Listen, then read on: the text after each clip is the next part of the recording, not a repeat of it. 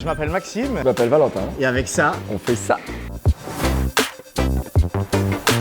Qu'est-ce que l'upcycling? La définition de Biclou, c'est de récupérer dans les magasins de vélos et ateliers de réparation les chambres à air et pneus de vélo qui sont un déchet qui est actuellement incinéré.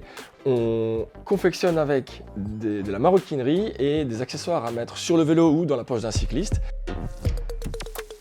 Pourquoi des chambres à air de vélo? Parce qu'il y en a énormément. À raison d'une chambre à air par vélo et par an crevé, on a vite 1750 tonnes de matière qui est pour l'instant incinérée. Comment fabrique-t-on un biclou? Alors sans rentrer dans tous les secrets de fabrication bien sûr, une chambre à air est découpée de chaque côté de la pipette, cousue selon un certain procédé les unes aux autres, et on vient redécouper dedans un panneau qui va être travaillé exactement comme du cuir, comme un cuir vegan.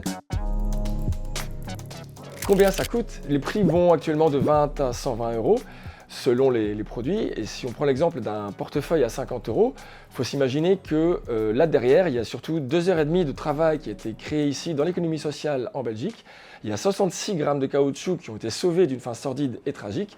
Il y a une marge pour l'indépendant et il y a l'ensemble des composants qui sont aussi d'origine belge. Est-ce que la chambre à air est traitée avant d'être utilisée? Alors oui, évidemment. Nous les lavons avec du savon de Namur de nos amis de Lavé Vert.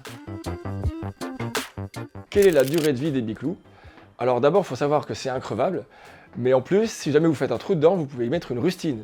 Non mais sans blague, la chambre à air, c'est imperméable, très résistant à l'abrasion, c'est souple, donc c'est hyper solide. Est-ce que c'est gonflé? Alors oui, on est carrément gonflé, parce que le but de Biclou en 1, c'est de créer la marque, ce qu'on est en train de faire, et de la vendre au niveau national, voire plus. En 2, c'est de faire des partenariats avec des marques existantes. Et en 3, c'est d'organiser vraiment la logistique inverse pour récupérer l'ensemble des chambres à air et pneus de vélo qui sont utilisés en Belgique, pour faire de la préparation au réemploi. Là, on sera vraiment à fond dans l'économie circulaire. Et en termes d'impact, on a déjà transformé maintenant 1 tonne, mais là, on prévoit vraiment énormément plus.